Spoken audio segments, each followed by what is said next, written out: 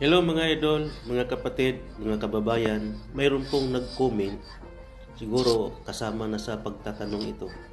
Nakausap mo ba ang Diyos, Ama? At tinanong kung anong pangalan niya? Bakit mo sinabi may pangalan ang Diyos? Tanong, nakikita mo ba ang Diyos? At nakilala mo ba ang Diyos sa likas na kalagayan? Magandang tanong niya. Sagutin natin to mga kapatid. So, dalawang uri po ang kanyang katanungan. Unang tanong niya, kung nakausap ko ba daw ng personal ang Diyos? Kaya tinanong ko kung anong pangalan. Tapos doon sa pangalawang tanong niya, kung nakilala ko ba daw ang tunay na Diyos sa likas na kalagayan. So, shout out pala doon sa nagtanong, brother. So, magandang tanungan mo. Ito ang isang unang sagot doon sa tanong mo. Sa panahon natin ngayon, hindi na natin makausap ang Diyos kasi may Biblia na tayo. Yung Biblia kasi, yan yung ibinigay ng Diyos sa mga tao para magtuturo sa iyo ng tama at makilala mo siya at paano mo siya paglilingkuran. So, hindi lahat ng tao binigyan ng katangian ng Diyos para umunawa sa kanyang mga salita sa Biblia. Meron lang siya mga pinili. Kagaya ng Panginoong Jesucristo. Ang ating Panginoong Jesucristo ay nagpakilala kung sino ba talaga ang tunay na Diyos.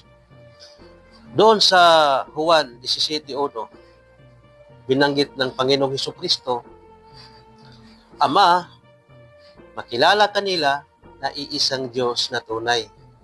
Doon pa lang, doon mo na malalaman kung sino ba ang tunay na Diyos, kung ano ba tawag sa Kanya, ang Ama.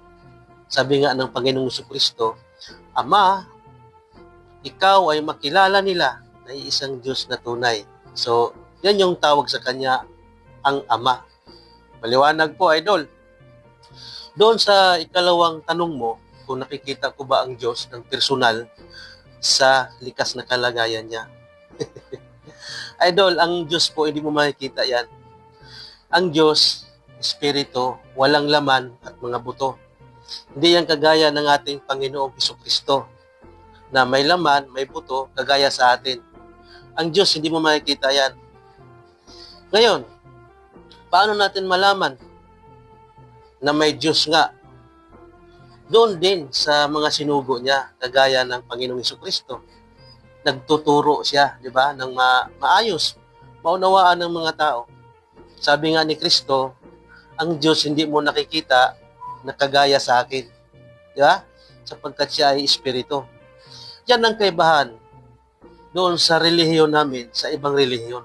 Kasi ang relihiyon namin bilang mga INC, may sugo, may pamamahala na nagtuturo sa amin ng mga dalisay na aral na mula sa Biblia. So magandang tanong, sana pakishare po para yung mga tanong mo, yun na rin ang sagot natin sa iba. Hello po mga kapatid, pakishare po.